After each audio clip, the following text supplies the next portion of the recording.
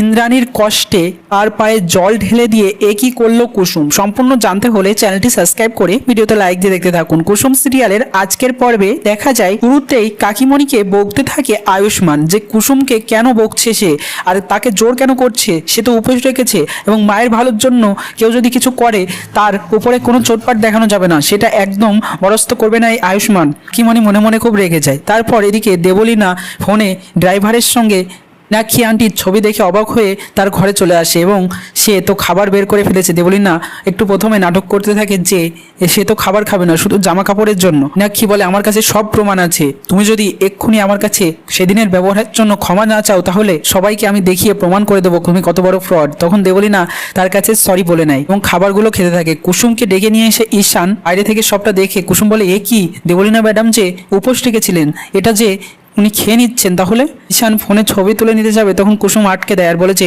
Debolina madam যে এটা খেয়ে নিচ্ছে এটা দেখলে দেবীমা কষ্ট পাবে, তাহলে ছবিটা না তোলাই ভালো।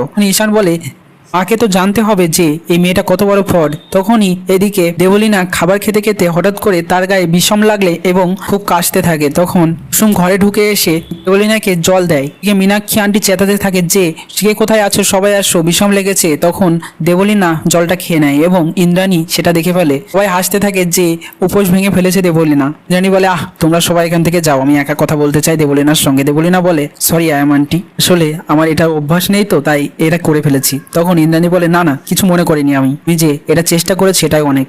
তারপরে মন্দিরের উদ্দেশ্যে রওনা হয় সবাই। কুসুম, আয়ুষ্মান, দেবলীনা সহ সবাই রেডি হয়ে গেছে। এদিকে ইন্দ্রাণী এবং রাজ এখনো আসেনি। তারা আসতেই বাড়ির দরজা খুলে যখন প্রবেশ করবে ওদিকে তখনই ইন্দ্রাণীর পায়ে হোঁচট এবং রাজের হাত কেটে যাওয়া এসব হতে থাকে। তখন মীনাক্ষী বলে এটা তো ঘোর অমঙ্গল, মন্দিরে যাওয়ার আগে আজকে না গেলে হয় না। কুসুম মনে মনে ভাবে যে আমি তো জানি যে দেবীমা কেন করছেন এসব, আমাকে যে আজকে যেতেই হবে। এদিকে ইন্দ্রাণী বলে আমাকে যেতেই হবে। এই বলে সবাই মিলে চলে আসে মন্দিরে। এদিকে গুরুদেব ধ্যানে বসেছে এবং কি একটা দেখে পুরোই অবাক হয়ে গেছে, সেজন্য বলছে ইন্দ্রাণীর পরিবারকে সবাইকে বসার জন্য।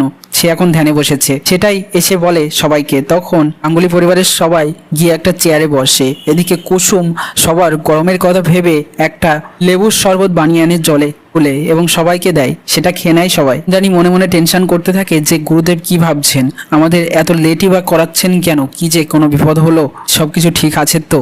গুরুদেব ইন্দ্রাণীকে আদেশ করে যে গঙ্গা থেকে জল তুলে কলসিতে মাথায় করে নিয়ে সিঁড়ি থেকে উঠতে হবে। ইন্দ্রাণী সেটাই করতে থাকে এবং তার খুব কষ্ট হয়, গরমের মধ্যে পাও গরমে ফেটে যেতে থাকে। তখন কুসুম এদিকে বলে থাকে দেবীমা এই গরমে কিভাবে হাঁটবেন, ওনার যে খুব কষ্ট হবে। তখন সঙ্গে সঙ্গে কুসুম জল এনে ইন্দ্রাণীর পায়ে দিয়ে দেয় এবং এদিকে আয়ুষ্মান বলে তুমি ঠিক আছো তো মা। ইন্দ্রাণী উঠতে থাকে। তো কেমন লাগলো কমেন্টসে জানিয়ে এখনই সাবস্ক্রাইব করে নাও আমাদের ইউটিউব চ্যানেল। ধন্যবাদ সবাইকে।